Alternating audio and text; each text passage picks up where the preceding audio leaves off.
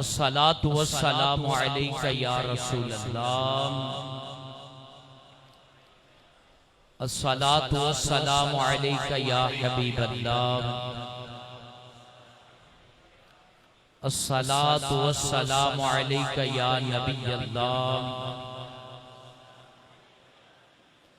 व अला आलिका व अस्हाबिका या नूर अल्लाह।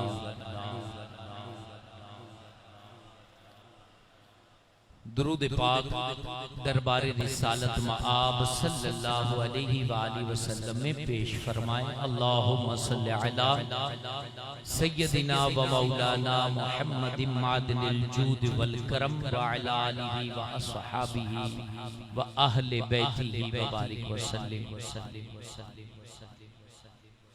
हम सब अल्लाह का शुक्र अदा करते हैं कि जिसने मुहर्रम कि इन अजीम घड़ियों में हमें कुरान की तालीम की भी तौफीक बख्शी, हमें दर्स कुरान की भी सादत अता फरमाई, जिक्र अज़कार की भी सादत मिल गई और अल्लाह की रहमत से इज्तिमाई दुआ की बरकतें भी मिल रही हैं।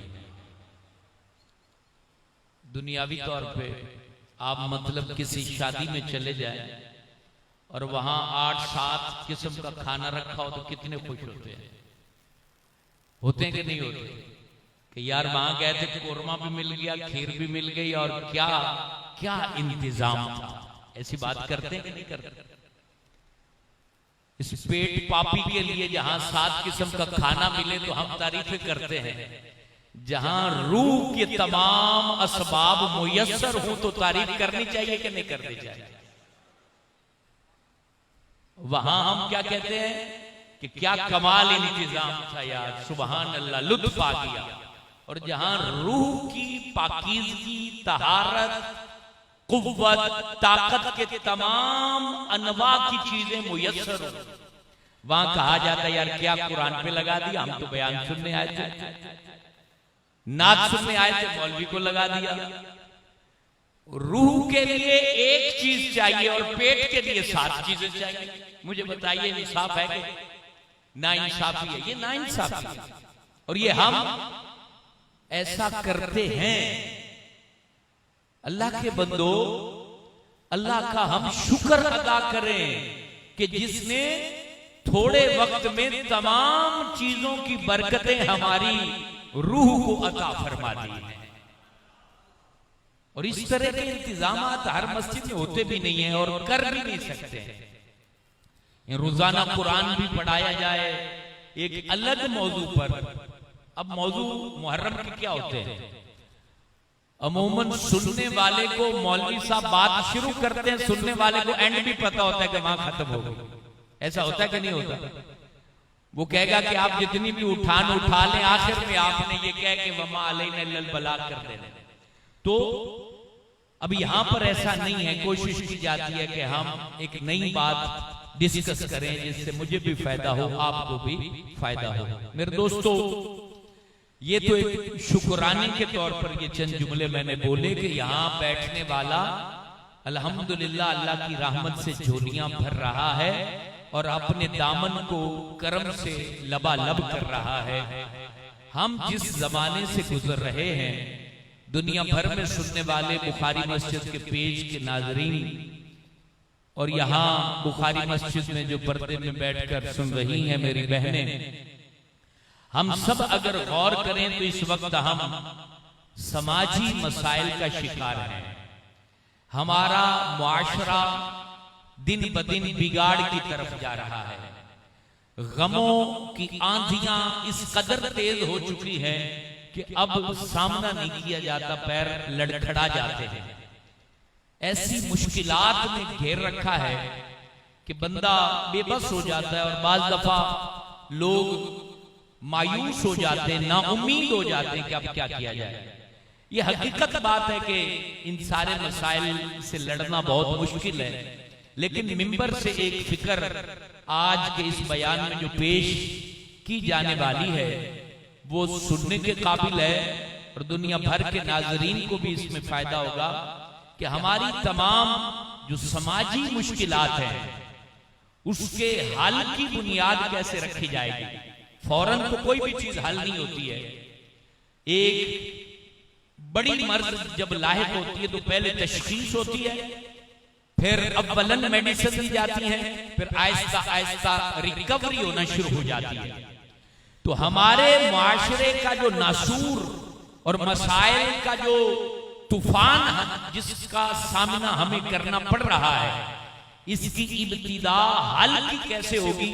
इसकी इब्तिदा हल की यूं होगी कि हम अपने इलाके की मस्जिद को अपने समाज का मरकज बना दें, समझ लें मसले हल होना शुरू हो जाए। और ये मैं खिताबत की नजर बात नहीं कर रहा, बल्कि मैं इसकी रीजन आपके सामने दलील से रखूंगा। सबसे पहले ये मैंने बात इसलिए की है, हमारा मुआशरा इस्लामी मुआशरा है। कौन सा मुआशरा है सभी बोलिए? इस्लामी मुआशरा है।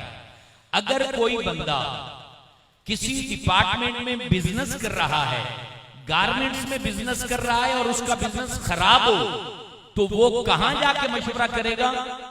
गारमेंट्स की मार्केट को वॉच करेगा और मशवरा करेगा।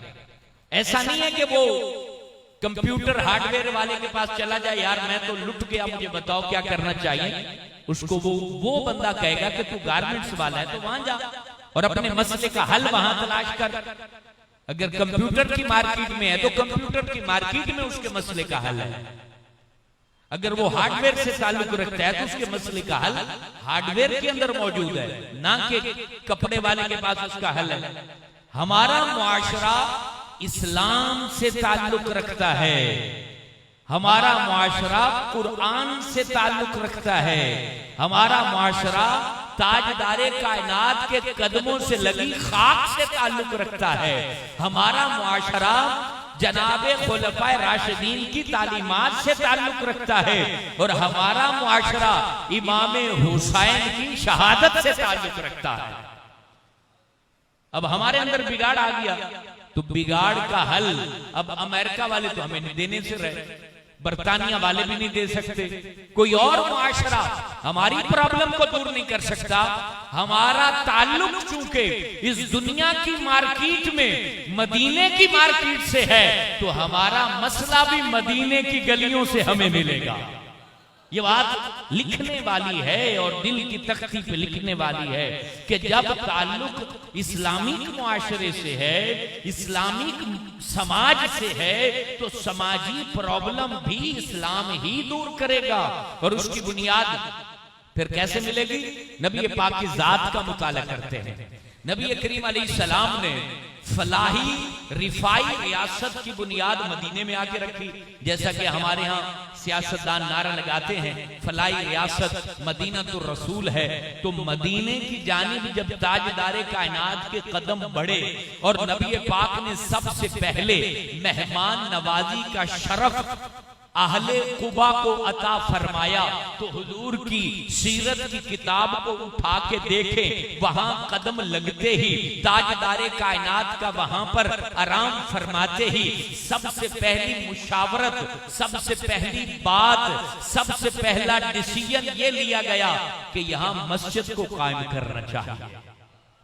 इस्लामी मुआशरा मस्जिद को कायम करो, तो नबी पाक ने मस्जिद कुबा की बुनियाद रखी।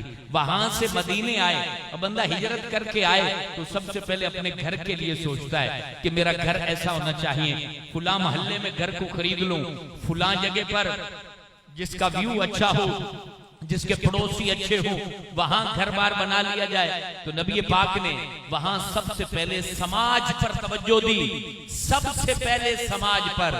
आज हमारे यहाँ मजहब को समझा जा रहा है कि शहर 4 सजदे करना, बुजुर्गों की तारीफ कर लेना, यही इस्लाम है। ये इस्लाम इसी का नाम नहीं है, सिर्फ ये इस्लाम नहीं है।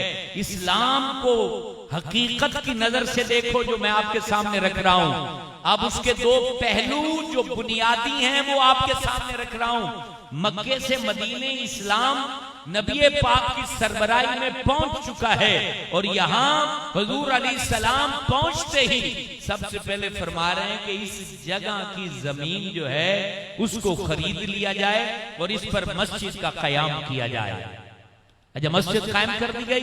अगली बात सुनिए, तमाम तर अक्सर अहकामात मदीने में नाजिल हुए हैं।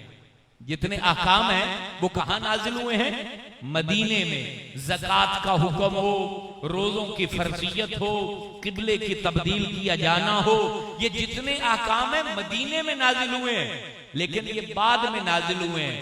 पहले मस्जिद बना के हुजूर नबी पाक ने फरमाया कि ये मुहाजिरों को अपना भाई बना लो, तुम इसके भाई हो, तुम इसके भाई हो, तुम इसके भाई हो। मुझे बताइए ये क्या हो रहा था? ये समाज की खूबसूरती बयान हो रही थी। और अल्लाह के रसूल अलैहिस्सलाम इस बात पे बुनियाद रख रहे थे मुआशरे की कि तुम्हें नमाज का तोहफा बाद में दिया जाएगा, पहले अपने सीनों में मोहब्बत एक दूसरे की पैदा करो ताकि तुम्हें नमाज पढ़ने का भी लुत्फ मिले। तुम्हें ये तमाम अहकामात की फर्जियत बाद में मिली है। पहले मुसलमान को मुसलमान का भाई बनाया गया है, मोहब्बत कायम की गई है, प्यार कायम किया गया है। और ये मदीने के अंदर ये नजारे देखे गए हैं। हमारे जितने भी लीडर फिर आए नबी पाक के बाद, जो भी आए, जिसको मिलना होता था पूछा जाता सिद्दीक कहां मिलेगा, बताया जाता मस्जिद नबवी में मिलेगा। उमर कहां मिलेगा, बताया जाता था जो ईंट का सिराना लेकर मस्जिद में लेटा हो वो अमीरुल मोमिनीन हजरत उमर होगा। उस्मान कहां मिलेगा, मस्जिद में मिलेगा। हजरत अली हैदर करार कहां मिलेंगे, कूफा की जामिया मस्जिद के अंदर आपको मिलेंगे। उनकी शहादतें भी मस्जिद में होती हैं, उनका क़याम भी मस्जिद में होता है, उनकी जिंदगी के शब रोज भी मस्जिद में होते हैं। वो मस्जिद में बैठते हैं, मुआशरे को तरतीब देते हैं, समाज की बेहतरी की सोच सोचते हैं, समाजी प्रॉब्लम और मसाइल को हल करते हैं। और उसके बाद तारीख लिखती है जब तक मस्जिद इस्लाम का मरकज रही उस वक्त तक इस्लाम बुलंदियों पर रहा। इस्लाम बुलंदियों पर रहा, नीचे नहीं आया। इस्लाम बुलंदियों पर कैसे रहा? आधे से ज्यादा मसले ही मस्जिद हल कर देती है। मुझे बताइए वो किस तरह? अब सुनते जाएं, दलील से बात करूंगा। पहले क्या होता था? सादगी थी। समाजी प्रॉब्लम एक बहुत बड़ी क्रिएट होती है शादियों से। शादी जो है इंसान को अमीर हो तो गरीब कर देती है। हालांकि नबी पाक ने फरमाया अगर तुम गरीब हो निकाह करो, रब तुम्हें अमीर कर देगा, यानी गनी कर देगा। अमीर का मतलब है गनी कर देगा। ये नबी पाक अलैहिस्सलाम की तालीम है। आज शादी करते हैं तो बंदा कंगाल हो जाता है, गरीब हो जाता है। क्यों कंगाल होता है? हदीस तो ठीक है और सच्ची है कि शादी करो तो अल्लाह ताला तुम्हें बरकत अता कर देगा, क्योंकि नफ्स पाक हो जाता है और जो बातिन पाकीज़ा होता है तो अल्लाह की रहमतें उस पर छमाछम बरसती हैं। जब रहमतें खुदाबंदी बरसती है तो मसाइल हल होना शुरू हो जाते हैं। तो ऐसा कैसे हुआ? क्योंकि हम अपने मरकज से हट गए। इस्लाम ने हमें ये तालीम दी, तुमने बेटे की या बेटी की शादी करनी है, चले जाओ मस्जिद में, दोनों तरफ के फरीक बैठे, वजू किए हुए हूं, इमाम साहब उनका निकाह पढ़ाएं, लड़की का वकील एक बन जाए और वकालत दे दे और वहां निकाह पढ़ा दिया जाए। अब जब मस्जिद में निकाह होगा और मस्जिद से मामलात तय हो जाएंगे, झूठ नहीं होगा, फ्रॉड नहीं होगा, धोखा नहीं होगा। फ्रॉडी से फ्रॉडी बंदा भी साइन करते हुए डरेगा कि मैं लड़की को तो धोखा दे सकता हूं, रब को तो धोखा नहीं दे सकता, रब को तो धोखा नहीं दे सकता। और उसके बाद फाइनेंशियली प्रॉब्लम दूर कि जो हमने मेहंदी के नाम पर 2 लाख खर्च करते हैं, जो हम जो है वो दूध पिलाई रस्म के नाम पर 2 लाख खर्च करते हैं, हर फंक्शन के लिए अलग पैकेज लेते हैं और जिंदगी की जमा पूंजी तबाह बर्बाद कर देते हैं। मुझे बताएं हमारा समाज बेड़ियों में जकड़ नहीं जाएगा? और जब समाज जकड़ जाता है तो मजहब फिर वहां नजर नहीं आता। ये बात हकीकत है। एक बादशाह था, उसका मामूल था वो फजर की नमाज किसी न किसी मस्जिद में भेष बदल के जमात से पढ़ा करता था। तो उसने नमाज पढ़ी तो इमाम साहब आयतें भूल गए।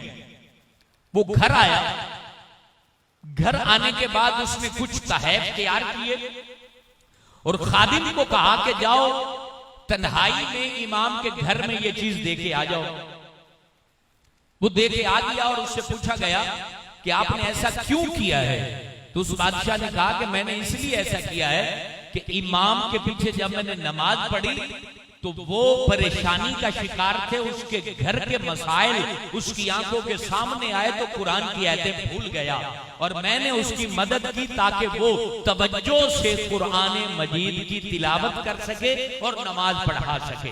और ये बात हकीकत है, जब समाजी मसाइल सामने आती हैं तो फिर ना नमाज याद रहती है, ना कुरान याद रहता है, ना हदीस याद रहती है। बड़े बड़े जो है वो पाकीज़ा तबीयत सिफ्त लोग परेशान हो जाते हैं।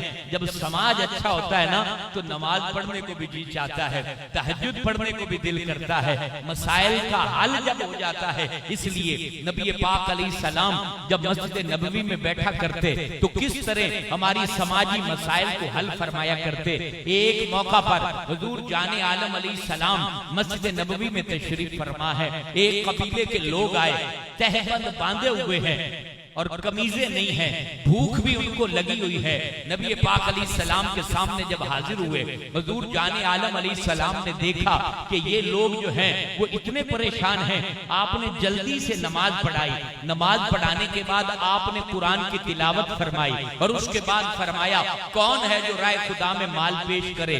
ढेरी माल की लग गई और फरमाया कि इस पैसे को उठाओ और इनको लिबास खरीद के दो, इनको खाना खिलाओ। नबी पाक मस्जिद नबवी में बैठे हुए हैं और वहां बैठकर एक शख्स हाजिर खिदमत होकर अर्ज करता है, आका मुझे कलमा पढ़ाइए, मैं मुसलमान होना चाहता हूँ।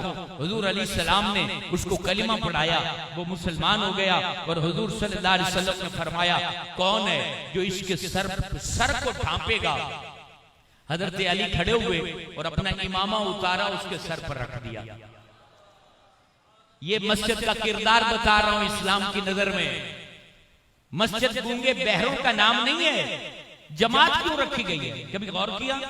जुमा क्यों रखा गया? नबी पाक ने फरमाया कसरत से जुमे वाले दिन इकट्ठे हुआ करो और एक मरकजी मस्जिद में जुमा पढ़ा करो। क्यों फरमाया? इज्तिमाइयत क्यों रखी गई? इबादत ही करनी है और वैसे भी इस उम्मत की खासियत है।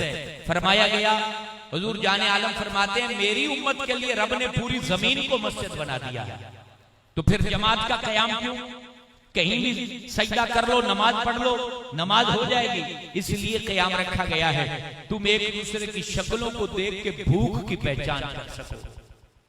कौन भूखा है, किसके पेट में रोटी नहीं है, कौन बीमार है, कौन गमज़दा है, किसकी आंख आंसुओं से तर है, किसके घर में बच्चियां, जवान बच्चियां आप बुढ़ापे की दहलीज पर कदम रखने वाली है, उनके लिए कोई रिश्ता नहीं आ रहा है। कौन है जो सिर्फ जहेज की वजह से अपनी बच्चियों को जो है वो उनकी बारात उठती नहीं देख रहा है। कौन है जो अपने वालिदैन की बीमारी के लिए परेशान है, दवाई के पैसे नहीं है। कौन है जिसके घर के अंदर चूल्हा नहीं जल रहा है।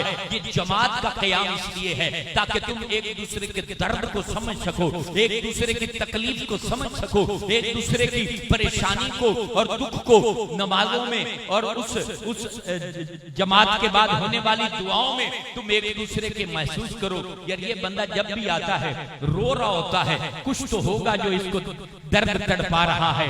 जब पूछोगे तो वो बताएगा झिझकते झिझकते कि मेरी माँ कैंसर की मरीज है और दवाई के भी पैसे नहीं है, रब से मांग रहा हूँ माँ के लिए। बच्चा कब से हॉस्पिटल में पड़ा हुआ है और वो ठीक नहीं हो पा रहा है। कोई आपको बताएगा बहन की शादी करनी है, क्या करें? रिश्ते आते हैं, उनकी डिमांड पूरी नहीं हो पाती, वो वापस चले जाते हैं। ये दर्द को बयान करना, दर्द को तकसीम करना, दर्द को एक दूसरे के साथ बांटना, इस्लाम ने ये जमात का कयाम मस्जिदों में इसलिए रखा है, ये इस्लाम ने जुमे का कयाम इसलिए रखा है। लेकिन हमने मस्जिद को सिर्फ एक शोबे का नुमाइंदा बना दिया। जिस तरह दीगर मज़ाहिब के जो है वो इबादत खाने होते हैं कि उन्होंने उसको एक साइड पर अलग कर दिया। हमारा मजहब ऐसा नहीं है। हमारे मजहब की तो खूबसूरती नबी पाक की जिंदगी से नजर आती है। आप फरमा रहे हैं कौन है जो कपड़ा देगा? हजरत अली इमामा उतार के दे रहे हैं और फरमाया कौन है जो अपने भाई के लिए खाने का एहतमाम करेगा? अब उसको नमाज सिखाने से पहले अहकामात सिखाने से पहले, मजे की बात देखें, अहकामात सिखाने से पहले अल्लाह के नबी उसके पेट की भूख का बंदोबस्त कर रहे हैं। ऐसा नहीं कहा कि आप जल्दी जल्दी मुंह हाथ धो लो, वजू कर लो, मेरे सामने बैठ जाओ, तुम्हें अब सिखाना है कि ये नए मजहब में आए हो तो इसके अहकामात क्या हैं। नहीं, नबी पाक ने फरमाया इसके लिए खाने का एहतमाम कौन करेगा। हजरत सलमान फारसी खड़े हुए और अर्ज गुजार हुए, आका मैं इसके खाने का एहतमाम करता हूं। हजरत सलमान फारसी मुख्तलिफ घरों में जाते हैं और वहां खाना मुयस्सर नहीं होता। बिलाखिर शहजादी कौनैन आले रसूल का दरवाजा जब दस्तक दिया जाता है, सुबहान अल्लाह, कुर्बान जाऊं करबला के उन मजलूमीन की अजमतों पर कि जिन्होंने इस उम्मत के लिए सब कुछ कुर्बान कर दिया। वो प्यारे हुसैन पाक जिनकी अम्मी हुजूर की बात आपके सामने रख रहा हूं ताकि उनकी अरवाह मुकद्दसा हम पर मेहरबान हो और वो तजल्लियात हमारे ऊपर फरमाए, उनकी निगाहे करम हो जाए, हमारे भाग जाग जाए, मुकद्दर समर जाएं, किस्मत जाग उठे, हम नामुरादी, नाकामी, बर्बादी से बच जाएं। अल्लाह अल्लाह, जिनके लिए खाना बंद किया गया, पानी बंद किया गया, जिनके खून के प्यासे लोग करबला की जमीन पर अपनी तलवारों को नंगा लेकर खड़े थे, उन जालिमों को क्या खबर थी कि ये कितनी बड़ी हस्तियां हैं कि जो सखी हैं, जो इब्ने सखी हैं, जिनकी अम्मी सखी हैं, जिनके बाबा सखी हैं, जिनके नाना जवादे करीम हैं और जिनके दर से खैर बढ़ती है, जिनका दरवाजा उम्मत पर कभी भी बंद नहीं हुआ है, उन जालिमों ने करबला के मैदान में उनको परेशान किया। और एक तरफ उनका किरदार है कि हजरत सलमान फारसी रज़ियल्लाहु ताला अन्हु दरवाजे पर दस्तक देते हैं और अर्ज गुजार होते हैं कि सैयदा कायनात, एक मेहमान आया है मस्जिद नबवी में और उसको भूख है, खाने के एहतमाम का हुक्म अल्लाह के नबी ने दिया है, आपके बाबा हुजूर ने दिया है।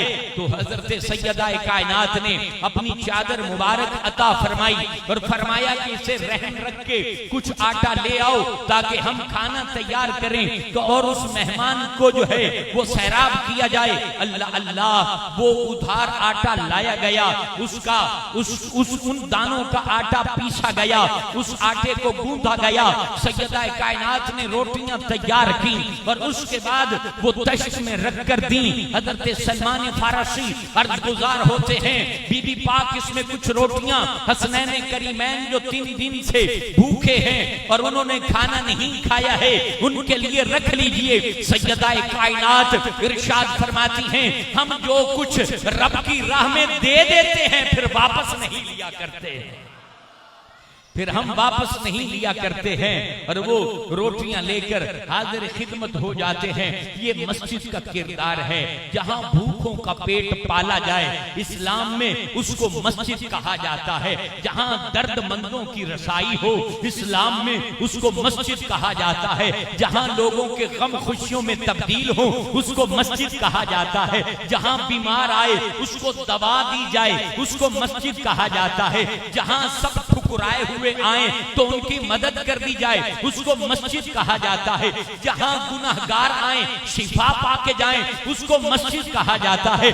जहां कुरान की खूबसूरत लय में तिलावत की जाए उसको मस्जिद कहा जाता है, जहां हिकमत के दरिया फूटे उसको मस्जिद कहा जाता है, जहां बैठने वाले के दिल में बुग़्ज़ ना हो उसको मस्जिद कहते हैं, जहां आस पास में बरादरी को ना देखा जाए उसको मस्जिद कहते हैं, जहां अलाकायत ना हो उसको मस्जिद कहते हैं, जहां लिसानियत ना हो उसको मस्जिद कहते हैं, जहां हुदूद बंदी ना हो उसको मस्जिद कहते हैं, जहां बराबरी हो, मुसावात हो, बरकत हो, रहमत हो, खैर हो, भाईचारा हो, यकजहती हो, जहां इस्लाम को सोचा जाए, उम्मत को सोचा जाए, रब को सोचा जाए उसको मस्जिद कहते हैं।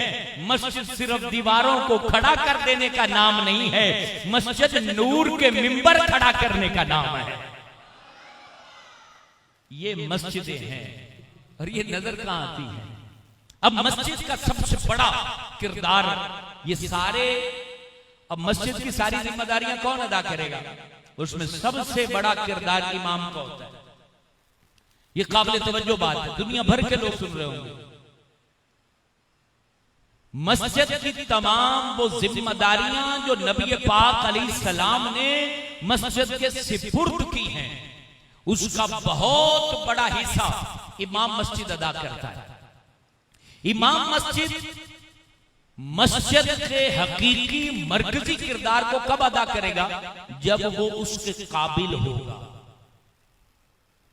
मिंबर रसूल पर बैठने वाला कब नबी पाक की सीरत के मुताबिक मस्जिद के किरदार को पेश करेगा? जब वो इसका अहल होगा।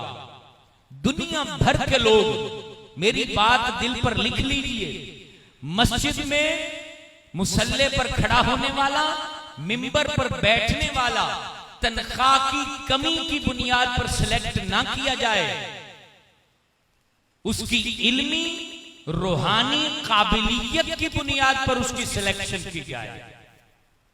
उसकी सिलेक्शन इस बुनियाद पर ना हो कि ये कम तनख्वाह वाला मौलवी है। उसकी सिलेक्शन उसकी काबिलियत पर हो, उसकी रूहानियत पर हो, उसके किरदार पर हो, उसकी शराफत पर हो, उसके विजन पर हो, उसकी अक्लो फहमो इदराक पर हो, उसके तसव्वुरात पर हो, उसके यकीन मोहकम पर हो, उसके ऐनुल यकीन और हक़ुल यकीन की वुसअतों को पाने की बुनियाद पर हो। खुदा की कसम, अगर ऐसा इमाम मुसल्ले पर आ जाए और मिंबर पर आ जाए तो हमारी गलियों के अंदर रहमतों बरकतों के अनवार बिखरना शुरू हो जाए। हम लोग मुआशरे के हर शोबे को काबिलियत की बुनियाद पर जॉब देते हैं। कोई भी मल्टीनेशनल कंपनी में मुलाजम जब रखता है, बिलखुसूस वॉच करने वाला, हैंडल करने वाला, उसके ऊपर पूरी तवज्जो करने वाला जब कोई शख्स रखा जाता है तो उससे वो क्या पूछता है कि मैं तुम्हें 10,000 दूंगा, मेरी मल्टीनेशनल कंपनी को संभालो, ऐसा पूछता है? वो पूछता है तुम्हारी काबिलियत क्या है, तुम्हारा तजर्बा क्या है। उसके बाद उसके तजर्बे और काबिलियत के मुताबिक उसकी तनख्वाह को डिजाइन किया जाता है, ऑफर सामने रखी जाती है और फिर उसको मल्टीनेशनल कंपनी से सुपुर्द की जाती है।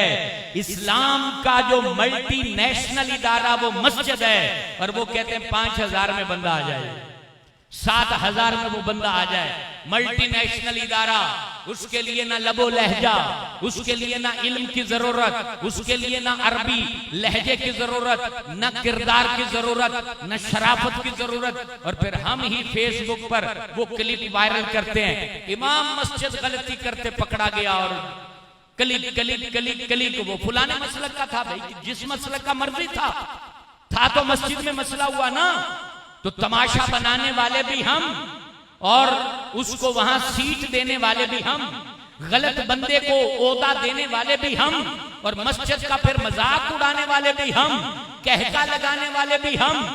एक एंकर न्यूज पढ़े तो वो लाखों रुपया सैलरी ले और एक बंदा अरबी लहजे में 7 किस्म में किरात करे तो वो हमें 5,000 में चाहिए। सिर्फ रटी रटाई खबर पढ़ने वाला न्यूज एंकर वो लाखों रुपए ले, गाड़ी उसको लेके आए, छोड़ के जाए और उसके पास सिर्फ वो पेपर रखा हुआ है और वो अपने लहजे में पढ़ रहा है, जो लहजा एक इंटरनेशनल मार्केट में माना जाता है। तो वो तो डिमांड अपनी लाखों रुपए की रखे। एक बंदा अरबी लहजे में, हिजाजी लहजे में, मिस्री लहजे में हमें कुरान सुनाए, एक बंदा हमें कुरान की तफसीर सुनाए और उसके लिए हमारा ये अंदाज हो, हम वहां बैठ के प्लानिंग करें, हम बाकायदा इंतजामिया पर फोर्स करें कि तुमने मौलवी बताओ कितना महंगा रखा है।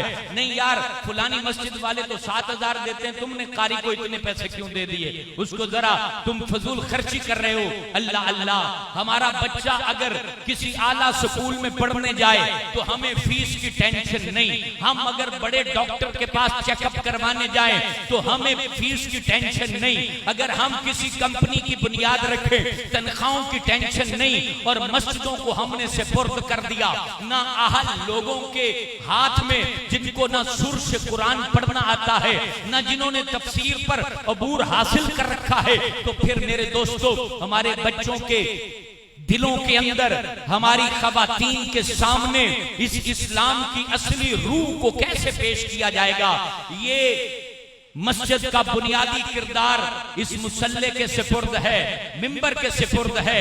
दुनिया भर के लोगों, खुदा के वास्ते तुम्हें रब का नाम है, अपनी मस्जिदों पर आशिक़े रसूल बंदों को हायर करो, नबी पाक की मोहब्बत में मस्त लोगों को अपनी मस्जिदों का इमाम बनाओ, कुरान से शगफ की हद तक मोहब्बत करने वालों को अपनी मस्जिदों के मिंबर सिपुर्द करो। तुम्हें रब का वास्ता है, ये मस्जिदें खुदा की कसम मामूली नहीं है, ये बहुत आम है।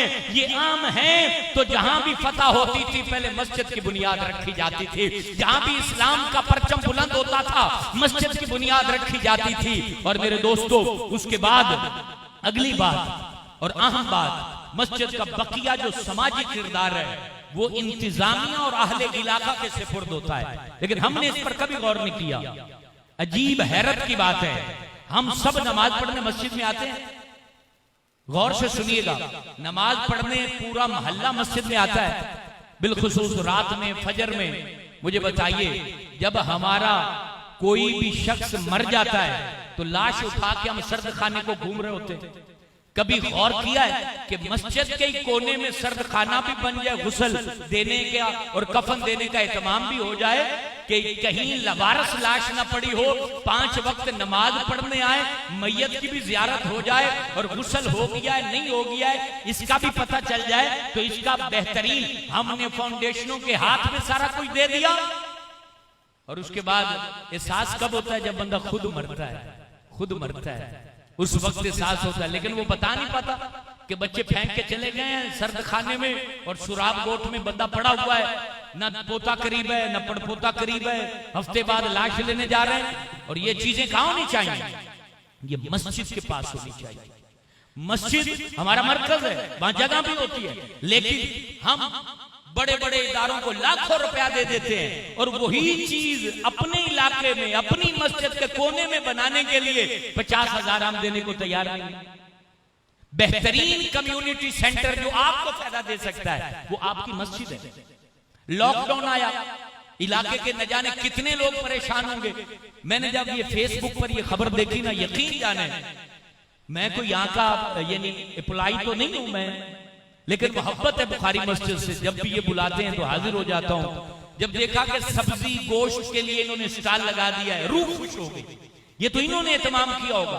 और अगर ये फिक्र हम अपने इलाकाई सतह पर इसको महसूस करें कि यार यही चीज हमारे इलाके के हर गरीब, बेवा और हर यतीम के काम कितनी आ सकती है कि एक सुपर स्टोर बनाओ और हर मुस्तहिक का कार्ड बनाओ, वो नमाज भी पढ़े, वहां से आधा किलो चीनी भी खरीद ले, वहां से सब्जी भी ले ले, तो कितनी दुआएं होंगी और इलाके में अमन कितना आ जाएगा, सुकून कितना आ जाएगा।